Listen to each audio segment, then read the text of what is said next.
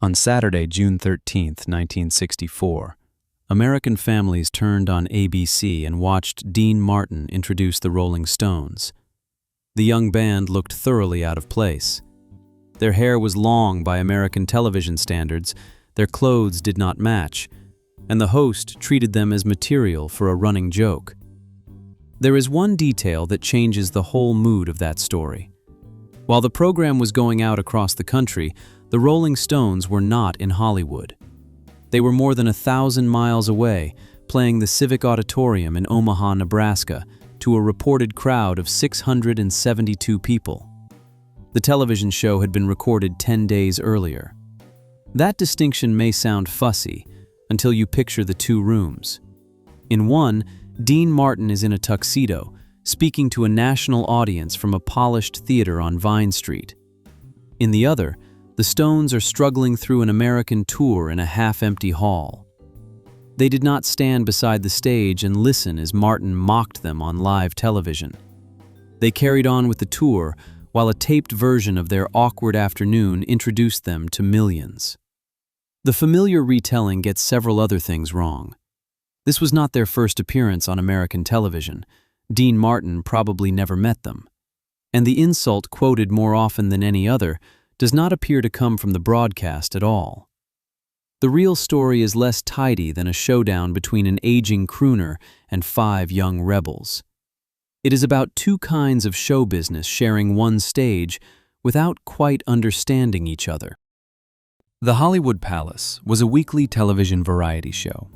Each episode mixed singers, comedians, dancers, novelty acts, and movie personalities in the style of a very expensive vaudeville bill. Dean Martin was the guest host for the season finale. Donald O'Connor appeared. So did the King sisters and their daughters. Larry Griswold performed a comedy trampoline routine. There was an elephant act. A young Raquel Welch came out between performances to change title cards. Then, somewhere in the middle of this assortment, 5 English musicians played I Just Want to Make Love to You. That setting matters. The Stones were not entering a rock program that had invited a traditional entertainer along for contrast. They had been booked into Martin's world, where every act could become the setup for the host's next line. The elephants were material. The trampoline performer was material. The strange-looking English band was material too. Martin had been doing this kind of work for years. His public character was loose, amused, and apparently half a drink ahead of everyone else. The glass in his hand helped sell the act.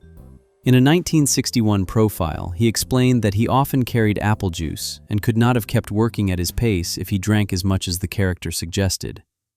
Bill Wyman did not know that. The Stones bass player later wrote that Martin seemed inebriated throughout the show. Wyman was 27, newly arrived from England, and watching an established American star treat his band as a joke. From his side of the stage, the apple juice was not a comic prop. It looked like evidence that the host could not be bothered to stay sober for them. I find that misunderstanding more revealing than a simple feud. Martin was performing a familiar character for his audience. The Stones were trying to work out whether the contempt was part of the act. The band's first American tour had begun badly enough without Dean Martin. The Rolling Stones landed in New York on June 1st. The following night, they appeared on ABC's late-night Les Crane show. That program is easy to lose in the chronology, partly because surviving material is scarce, but it means the Hollywood Palace cannot accurately be called their American television debut. It was their first national primetime appearance, which was a much larger platform and a more consequential one. On June 3rd, the band went to the Palace Theater in Los Angeles to tape the season finale. Their manager, Andrew Loog Oldham, later described rehearsing the segment with a stand-in for Dean Martin. Martin was famous for not attending rehearsals. He arrived when the cameras needed him, did the work, and left. No reliable account establishes a private meeting between Martin and the Stones. There is no documented backstage confrontation and no evidence that he developed a personal dislike of them.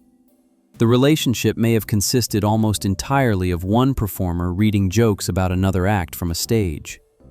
3 days after the taping, the Stones played the Joe Freeman Coliseum in San Antonio. Reports from the tour say the crowd preferred some of the novelty acts on the bill. A tumbling act and a trained monkey were called back for encores. The Stones were not yet conquerors arriving to collect America. They were an English rhythm and blues band discovering that recognition at home did not automatically fill an American room. When the Palace episode finally aired on June 13th, the tour had taken them to Omaha. The reported attendance there, 672, is the detail I keep coming back to. Television history remembers a symbolic clash between Dean Martin and the Rolling Stones. The band themselves had another show to play, and most of the seats were empty. The surviving accounts and footage support 3 jokes that belong at the center of this story. Martin told the audience that the Stones' hair was not really long. They merely had low foreheads and high eyebrows. He said they would be flying back to London after the show to challenge the Beatles to a hair-pulling contest. Later in the program, after Larry Griswold finished throwing himself around on a trampoline, Martin returned with another line. "That's the father of the Rolling Stones.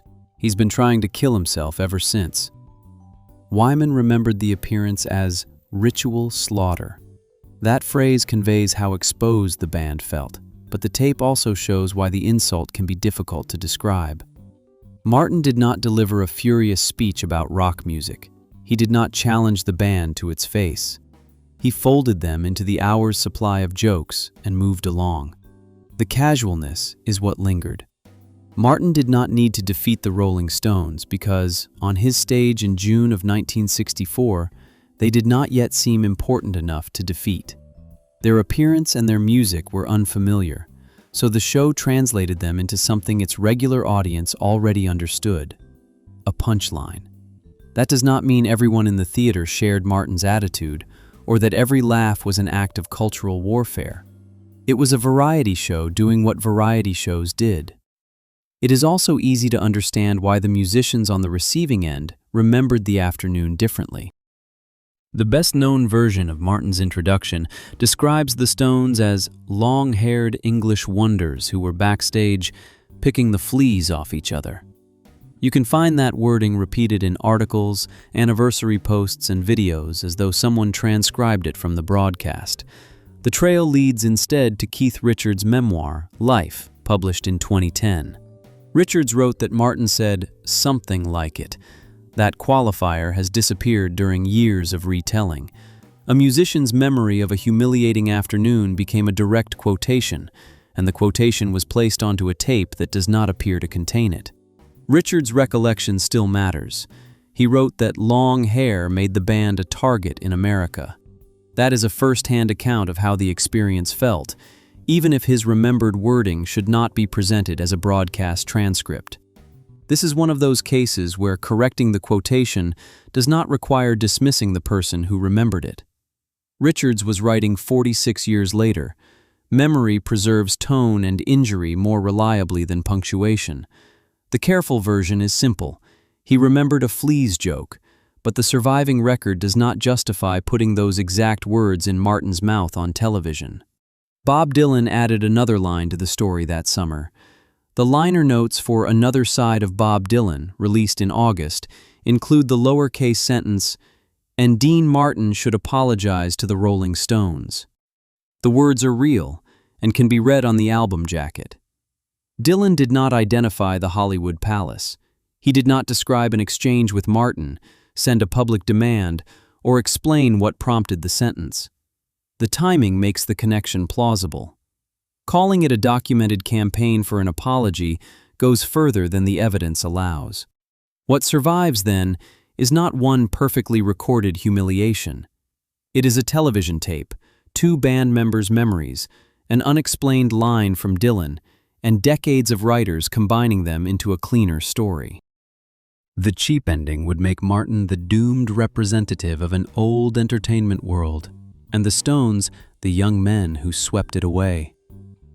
The dates refused to cooperate. 9 weeks after the Palace broadcast, Dean Martin reached #1 with Everybody Loves Somebody. The song displaced the Beatles' A Hard Day's Night. Martin was not watching helplessly as rock ended his career. At that exact moment, he was competing with it successfully. The Stones' next major American television appearance came on The Ed Sullivan Show on October 25th. The audience screamed so loudly that Sullivan struggled to control the program.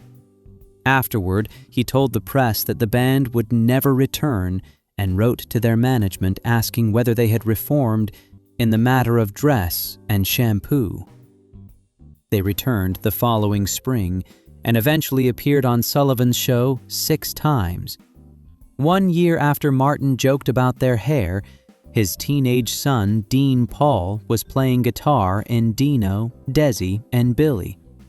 The group recorded for Martin's own label, Reprise, appeared on national television, and reached number 17 with I'm a Fool.